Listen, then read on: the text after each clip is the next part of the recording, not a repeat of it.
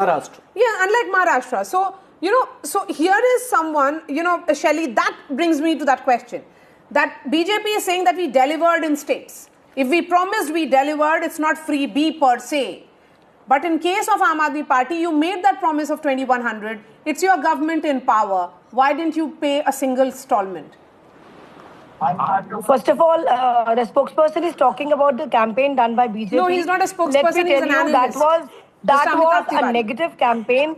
They have done an electoral scam. They were buying votes and they were misusing their power. On the other hand, when the complaint was filed against them to the Election Commission did not take any action at that time. So they bought, maybe they have bought votes by distributing money, by distributing different household things.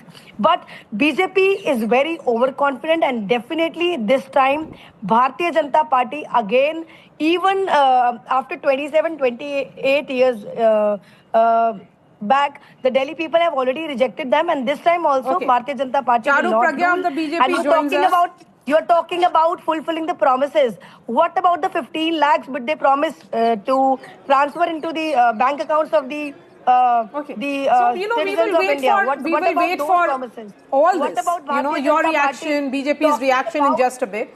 But Anushka is joining us from the Aam Aadmi Party headquarters.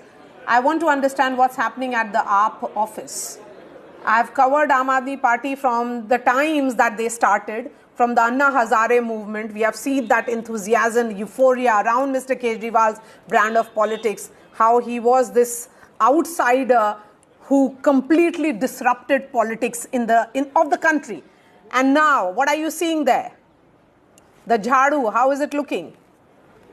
Well, certainly, Maria, the Aam Aadmi Party leaders have started arriving here. We talked to Jasmine Shah, we talked to Anurag Dhanda. Both of them have echoed that this was the toughest battle that the Aam Aadmi Party had to fight. Now, I'd like to show you some glimpse of the Aam Aadmi Party office and what all is going around here. I'll request my camera person to pan the camera and show you the visuals. We are seeing that the stage is set. All the leaders are arriving one by one, and several of the arrangements have been made here. The Aam Aadmi Party is saying that they will be winning with a comfortable margin this time around. They have also said that this was not just a fight against political parties but against a corrupt system. Now remember, during the last leg of this term in Aam Aadmi Party, it was quite tough for all the senior leaderships. We saw several of the senior leaders who had been in fact jailed on the corruption charges, and also we are seeing right now Aam Aadmi Party is in fact saying that they are about to win this election with a comfortable margin. We did see that this was quite an intense and sometimes hostile campaigning that went on.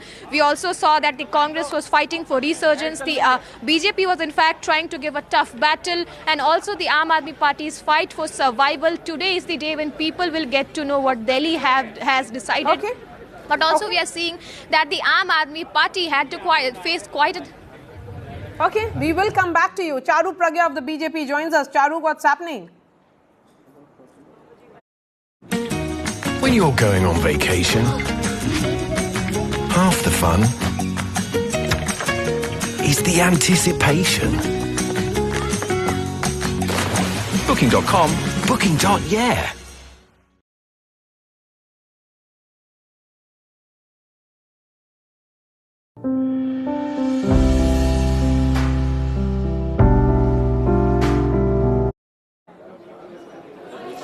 Maria, good morning. I'm at Delhi BJP and the office is buzzing with activity and positive energy. We are waiting to finally see the day when this Aapta will be swept out of Delhi. Delhi has been waiting for this day for a very long time, and the early indications are showing that it will be exactly as we had predicted for months, because here is a political party that has literally gone back on every single thing they said to the electorate in Delhi. They've done a U-turn everywhere. They have done scams, they have filled up their own pockets, and the situation has been dismal. Delhi deserves far, far better, and they're about to get it.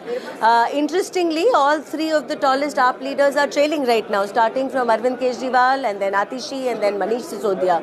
Also interestingly, Aam Aadmi Party is already finding things to blame for their loss. So thankfully, they've not started on the EVMs yet, but they're talking about their candidates being approached. They are talking about complaints being made.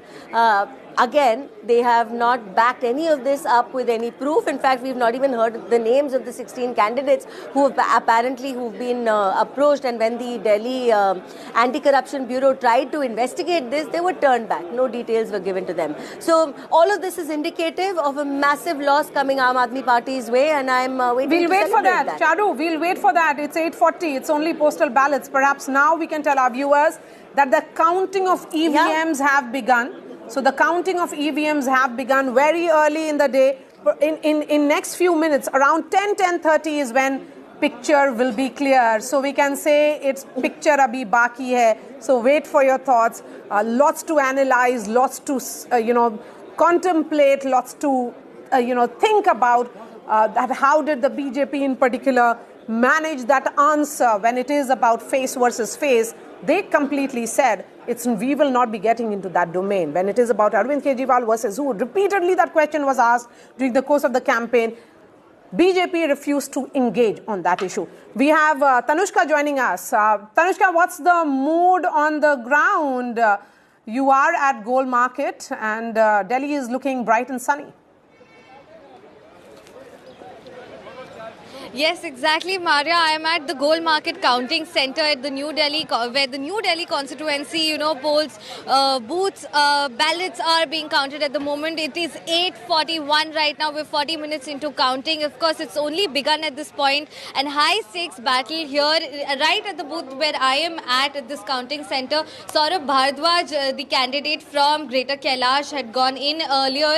And Sandeep Dikshit, the main contender from this New Delhi constituency seat from the Congress, has also gone in a while back. Remember, this is the seat which is facing a very stiff and very tough triangular contest between former Chief Minister of Delhi, Arvind Kejriwal, and Parvesh Singh Sahib Verma from the BJP, and of course Sandeep Dikshit from the Congress. So it'll be interesting to see, how does the New Delhi constituency seat also fare. And definitely, the Aam Aadmi Party is looking for a hat-trick, looking for a third term here. The BJP, on the other hand, is looking to make a comeback after around 27 years in Delhi all across. Okay. So while the Congress, of course, in the last assembly elections has only gotten around 2 seats, so they're also looking to, make some sort of a dent this time. Okay. But this is, of course, it's very heated up today. It'll be interesting to see how the results start rolling in. Okay, and what happens by the end of the day? What happens in the next 2 hours? That will decide the fate of Delhi and in many ways the entire country, because is Delhi really that showcase capital of that India wants to put on the map to who's who visit India, the heads of various countries who visit India? That's the big question that is going to be answered today. Amitabh, a word on Arvind Kejriwal. From the New Delhi constituency in 2020, he had won that seat by 21,687 votes, and we are looking at 843 now, and he is trailing vis-a-vis Mr. Parvesh Verma. Parvesh Verma, another very interesting political figure now, from being one of many BJP MPs in Delhi to not being fielded to now taking on the Chief Minister. Yeah, so that is a strategy which BJP used in Madhya Pradesh, where they fielded many of their MPs to contest in Vidhan Sabha elections. See, Arvind Kejriwal has got a fight for the first time on this seat after 2013, if you say, when he defeated Sheila Dikshit. Now, what is happening there is that Sandeep Dikshit has also run a very shrill campaign because he wants to probably partake the legacy of her mother, and he feels that Arvind Kejriwal has tarnished the image of Sheila Dikshit, which was largely development, but in the last leg, she has been branded as a corrupt leader, not being able to deliver on the promises. 2G, not 2G rather, CWG scam, etc. So he is contesting a very fierce battle. Now, in a triangular battle, what happens is that with the number of votes reduced, you don't know which candidate is taking over the votes of which party.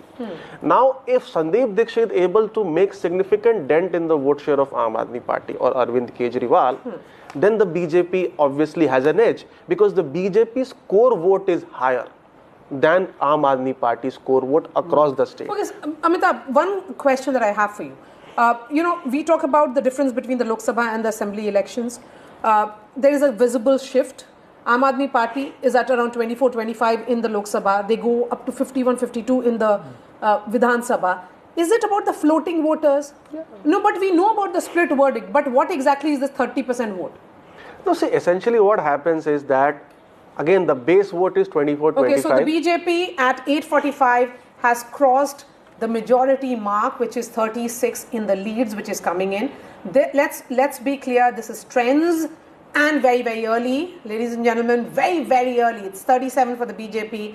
They have made a gain of 30 with regards to 2020 results. Aam Aadmi Party down by 31. They are at 26. But it's not really much of a gap between the two sides. It's 8:45. Still, I would say first round in most constituencies, very, very early. Yes, Amitabh. Yeah, so essentially, again, the base vote of Aam Aadmi Party is 20-25, BJP is 35-40. So you can say whatever Aam Aadmi Party is getting is traditionally the Congress vote. So it's an anti-BJP vote, let's say, what Aam Aadmi Party is getting. What BJP is getting, the original anti-Congress, now let's say anti-Aap. So that makes it just 65%. So 30-35% voters are not aligned to any party ideologically. Because again, middle class is not ideologically aligned to any party. It keeps on shifting from one party to another depending upon the category of the election. Now, Aam Aadmi Party, what I call is depends upon a borrowed vote. It borrows voters from Congress and BJP who have voted for it in Lok Sabha election, in the Vidhan Sabha election. On brand Kejriwal, some may be voting because they are beneficiaries of central government for BJP in the Lok Sabha, but they are beneficiaries of the state government schemes here. So what kind of schemes do you think the middle class would be getting? From Aam Aadmi Party. The middle class is also getting 50% subsidy on the electricity bills above 200 units, correct? The free bus travel for women, some of the middle class are using it. But largely it is poor and lower socio-economic class section. My question now to Sajjan is that if these numbers actually hold and if this is how it continues for the next 2 hours, so it's clearly not a cliffhanger for the capital. It's a clear verdict which is coming in for the BJP. Yeah. But the question is that did the elections shift on 1st of February? When Nirmala Sitharaman inside the Lok Sabha announced that big tax relief for the middle class. Yes, certainly. I mean, if you see the 1st February, certainly middle class inclination was already there. The question is about further consolidation. And it's not only a question of who we consider as the middle class, because if you see on the ground, there are also a significant section of the electorates in Delhi who in their own perception consider themselves as the middle class. I mean, that's a very interesting thing, your self-perception. So many times you take a cab or something and you talk to the person, and depending upon their background and maybe regional identity, they will identify themselves as belonging to the poor or the middle class. So this is one. Two, what also contributed, if this number holds true, it's like a parallel of 2012 UP elections, wherein Mayawati was the incumbent.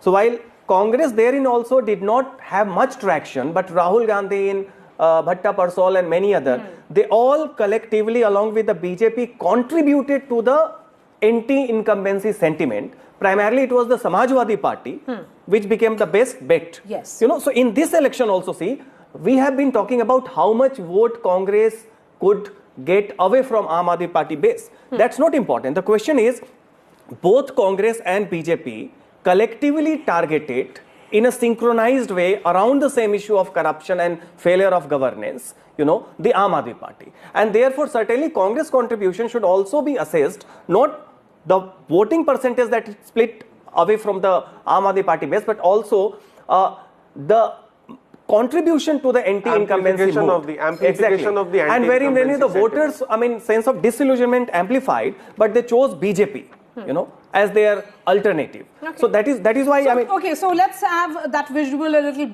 bigger on the screen. I think those are the visuals of Parvesh Verma. Parvesh Verma earlier in the day praying in one of the temples in Delhi. If it actually turns out that he manages to defeat the chief minister, will fortunes turn completely for him? What will this mean for Parvesh Verma in particular? Charu Pragya, all of you have worked very closely with him. in Delhi, and we would often speak as reporters, Charu, that Delhi unit was a very disjointed unit. But if BJP manages to pull this election through, then that will also become a falsehood. That it's not really a disjointed unit, or perhaps all the pieces came together for this election. Because they